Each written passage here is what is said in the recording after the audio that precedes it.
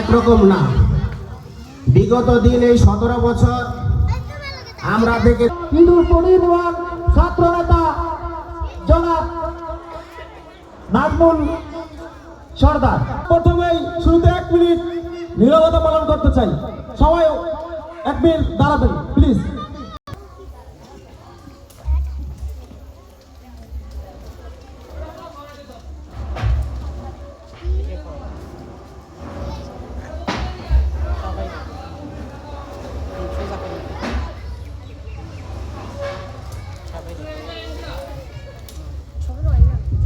ধন্যবাদ সবাইকে। আজকে ঈদুল ফিতর ইউনিয়ন সবাই রাজি আছি না? সবাই বলেন ইনশাআল্লাহ। আমরা মেয়ে বাড়ান উপস্থিতি অপু ভাই ইতিমধ্যেই দোতলা স্কুলে চলে আসছেন। আর সর্বোচ্চ অল্প কিছু সময়ের মধ্যেই আমাদের এখানে এসে উপস্থিত হবেন। আপনারা ধৈর্য সহকারে সেই সকাল থেকে এসে কিছুক্ষণের ভিতরে উপস্থিত হবে বলে আমরা শুনতে পেয়েছি। এখন আমাদের মাঝে বক্তব্য রাখবেন আপনাদের সুপ্রিয় বিএনপির সাধারণ সম্পাদক সাবেক সফল সাধারণ সম্পাদক মোহাম্মদ জাকির হোসেন সর্দার। তাকে তার সংক্ষিপ্ত বক্তব্য দেওয়ার জন্য বিনীতভাবে অনুরোধ জানাচ্ছি। তাকে তার সংক্ষিপ্ত বক্তব্য দেওয়ার জন্য বিনীতভাবে অনুরোধ জানাচ্ছি। আজকের আমি একটি স্মরণ করতে চাই আমার রাজনীতি গুরু মরহুম সত্তর কবিরাজ সাহেব, মরহুম খলিলুর রহমান বাদা সাহেব এবং মনীষ সর্দার এবং ভট্টু সর্দার সাহেব। বিগত দিনে আমি তাদের ছত্র ছায়ায় তাদের পাশে ছিলাম। আমি তাদের রুহের আত্মার মাগফিরাত কামনা করছি। আজকে আমরা এখানে মত বিনিময় সভা কি জন্য এসেছি সবাই জানি। আমরা এই ধানের শীষের প্রতীক মিয়া নুরুদ্দিন অপু ভাইয়ের সমর্থনে আজকের এই আলোচনা।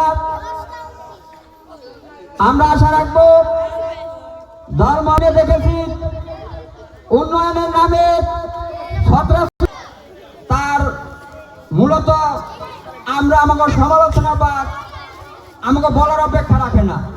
কারণ আমাদের চাইতে আপনারাই ভালো জানেন আমরা বিগত দিনে এই স্বাধীন হওয়ার পরে মরহুম জিয়া মিয়ার কোনকে দল করেছি পিছনের কথা চিন্তা ভাবনা ভুলে গিয়ে আমরা সকলেই ঐক্যবদ্ধভাবে এই মিয়া নুরুদ্দিন অপুকে ধানের শীষে ভোট দিয়ে জয়যুক্ত করব।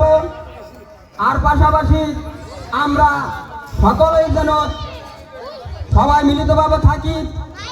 আপনারা আপ্রাণ চেষ্টা করবেন।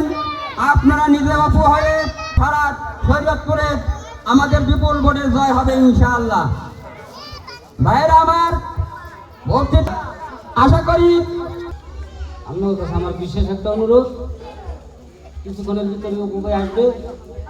অপু ভাই যখন আসবে আপনারা কেউ উঠবেন না, সবাই এখানে বসে থাকবেন। এদের দ্বারা এখানে বসে আছি, কেউ হয়তো আপনার ভাই, কেউ চাচা, কেউ কাকা, যদি আমাকে ইজ্জত দেয় আপনাকে কিন্তু ইজ্জত দেব।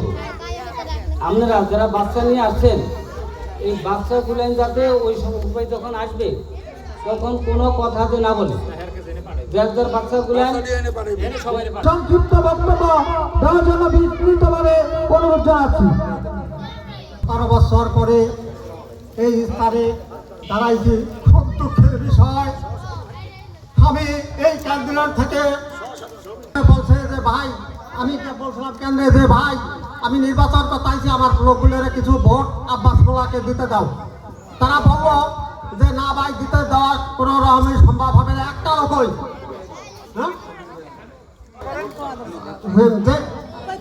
আমরা অপু ভাই নির্বাচন করব, এই নির্বাচনের জন্য আমরা দাঁড়াইছি। আপনারা সবাই অপু ভাইকে ভোট দিবেন ধানের শীষে। আর ধানের শীষে ভোট দিয়া জয়যুক্ত করাইয়া অপু ভাইকে যদি আমরা সংসদে দিতে পারি তাইলে এটা আমাদের গর্ব।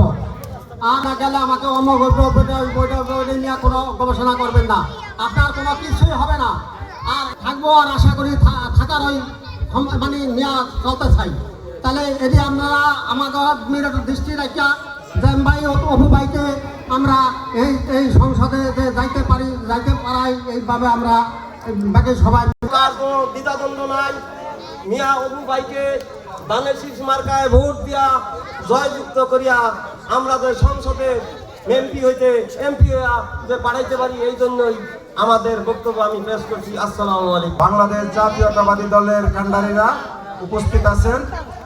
আজকে আমরা এখানে একত্রিত হইতে পারছি, তার জন্য আমাদের অনেক অনেক সৌভাগ্য মনে করি আমরা। আজকে আমরা যে একত্রিত হয়েছি কেন, এই বিষয় নিয়ে আমি একটু কথা বলি। যে যারা ওই স্থানের উপরের লেভেলের কোনো লোক থাকে, তাহলে অবশ্যই আপনাকে ওই সমস্যা থেকে সমাধান করে দিবে। এই ছোট বড় এখানে যারা আছেন সবাই আসসালামু আলাইকুম। হিন্দু ভাইরা যদি থাকেন তারপরে আন্তরিক ভালোবাসা আপনারা, আমি তো আবার অশিক্ষা মানুষ, ভালো করিয়া দেখি কথা দেখতে মনে করেন যে যা করবেন এই পাইবেন। আইসে বিএনপি বলে কেরা লাল কার্ড দেয়, তাই আপনারা সবাই এখানে বিএনপি করেন না আওয়ামী লীগ করেন?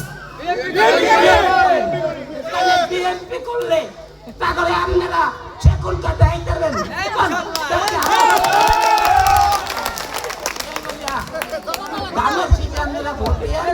আমিও দিন, কিন্তু আর দোয়া করবেন। খালেদা দিয়ে বলে অসুস্থ, দোয়া করবেন। ইদুলপুর ইউনিয়ন 4 নং ওয়ার্ড কর্তৃক দল আজকের এই পদযাত্রা বিএনপির অঙ্গ সংগঠন এবং উপস্থিত আমার মা বোনেরা, মুসলমান ভাইদের প্রতি সালাম, হিন্দু ভাইদের প্রতি নমস্কার। আজকে আমরা যে উদ্দেশ্যে দাঁড়াইছি, ধানের শীষে ভোট চাওয়ার জন্য এবং মিয়ানউদ্দিন অপুরের সংসদে পাঠানোর জন্য আজকে আমরা উপস্থিত হয়েছি। সবাই ভোট দিবেন, আমিও দিব, দর্শকে দিব। হিংসা অহংকার কিছু নাই, দেশ উন্নয়ন হবে। অনুরোধ জানাচ্ছি। বিসমিল্লাহির রহমানির রহিম। এখানে যারা বসা আছেন আমাদের এই এলাকার লোক, আমিও এই এলাকারই সন্তান, আপনাদের এই সন্তান, অথবা কারো ভাই বা কারো ছেলে, এই তো। আর এখানে যারা আমার মুসলমান ভাই ও বোনেরা আছেন, সবার প্রতি আমি সালাম রাখলাম, আসসালামু আলাইকুম। আর হিন্দু ভাইরা যারা আছেন সবার প্রতি আমার আদাব রইল। এখানে বক্তৃতা দেওয়ার মতন কিছুই নাই। নির্মমতার শিকার হয়েছে, কিছুতেই সে এরকম অন্যায়ের কাছে আপোষ হয় নাই, তাকে অত্যাচার নির্মম নির্যাতন করা হয়েছে। আমাদের অপু ভাই রাস্তায় আসেন, চলে আসতেছেন, সেই প্রিয় নেতা, সেই সংগ্রাম, যে উন্নয়নের বার্তা নিয়ে আমাদের সৈয়দপুরে এসেছেন, যে আমাদের সৈয়দপুরের অবহেলিত সৈয়দপুরকে একটি উন্নয়ন এবং শক্তিশালী জেলা হিসাবে পরিণত করতে